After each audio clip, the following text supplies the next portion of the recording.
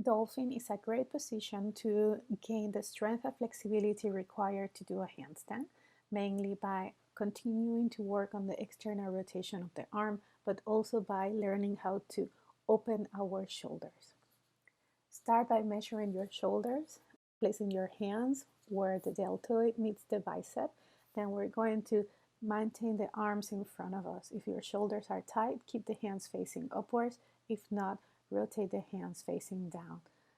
Move up onto a V position, now with the elbows and the entire forearm on the ground. Our action is going to be to press down through the entire forearm, not just at the elbow, but from the hand, wrist, and forearms to elevate the scapula, to lift the head off the ground.